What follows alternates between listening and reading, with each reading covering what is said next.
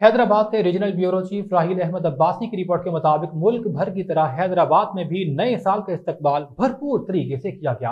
मंचलों ने नए साल की आमद पर शानदार आतिशबाजी का मुजाहिरा किया। हैदराबाद की बेकरियों पर भी ज्यादा रश देखने को मिला। किसी ने लाइन में लगकर केक लिया तो किसी ने चॉकलेट लेकर अपनी मोहब्बत का इजहार किया। लोगों ने नए साल की आमद पर मुल्क पाकिस्तान की फलाह बहबूद और खुशहाली के लिए दुआएं भी की हैं। इस मौका पर हकीकत न्यूज से गुफ्तगू करते हुए शहरियों ने कहा, अल्लाह केक इनके से जबरदस्त होते हैं। और देखो रश देखें आप कैसा है रश इधर यार। हैप्पी न्यू ईयर के हवाले से तो आप देखेंगे हर जगह पे चेल पेल और चिरागा लगी पड़ी है। अच्छी चीज़ें लेकर आए, महंगाई कम हो और भी मामला है और भी चीज़ें जिसमें ये है कि खुशी तो ये है कि इंशाल्लाह होगा कुछ ना कुछ। जा रहे हैं घर पे केक काटेंगे। सबको मेरी तरफ से हैप्पी न्यू ईयर। अस्सलाम वालेकुम, बिस्मिल्लाहिर्रहमानिर्रहीम।